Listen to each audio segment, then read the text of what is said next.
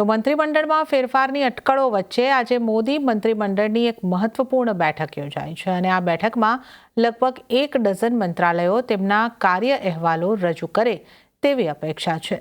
Iran યુદ્ધથી ઊભી થયેલી પરિસ્થિતિ ઉપર પણ ચર્ચા થવાની શક્યતા છે। આ અંગે વધુ માહિતી संवाददाता लक्ष्मण रॉय पासेथी लईए। लक्ष्मण जी, इस मंत्रिमंडल की बैठक का क्या एजेंडा हो सकता है?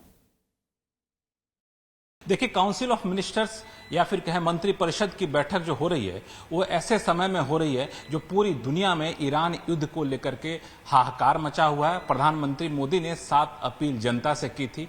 ये बैठक ऐसे समय में हो रही है जब यूरोप के दौरे से प्रधानमंत्री वापस लौटे हैं और ये बैठक ऐसे समय में हो रही है जब खासतौर से कैबिनेट में फेरबदल की अटकलें काफी तेज हो गई हैं।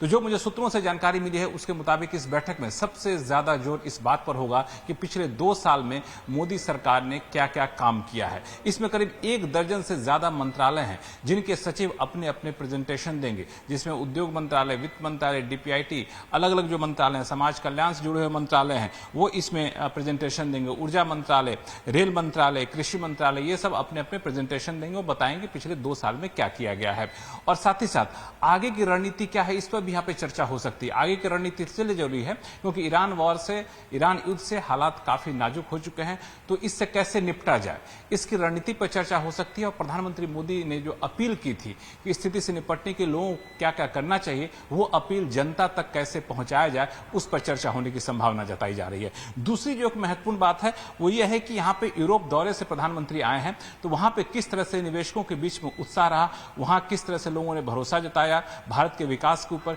इस पर मुझे लगता है कि प्रधानमंत्री मोदी की तरफ से या फिर उनके तरफ से अधिकारी की तरफ से बताया जाए कि आखिर यूरोप दौरे में क्या क्या उपलब्धियां रही। और एक और चीज, चूंकि यहाँ पे 26 मई को मोदी सरकार के 12 साल पूरे हो रहे हैं, तो ये भी एक बड़ी उपलब्धि के तौर पर सरकार गिनाना चाहती है। आने वाले दिनों में इसको लेकर खास अभियान चलाया जाएगा। तो माना जा रहा है कि इस बैठक में, मंत्रिपरिषद की बैठक में इस पर भी चर्चा हो। हालांकि जैसा कि मैंने कहा, ये कैबिनेट में फेरबदल की अटकलों के बीच ये बैठक हो रही है, लेकिन कैबिनेट में फेरबदल के ऊपर कोई चर्चा होगी इस बैठक में, मुझे इसकी संभावना कम दिख रही है और इस बैठक को फैसला लिया जाएगा उसकी भी संभावना कम दिख रही है।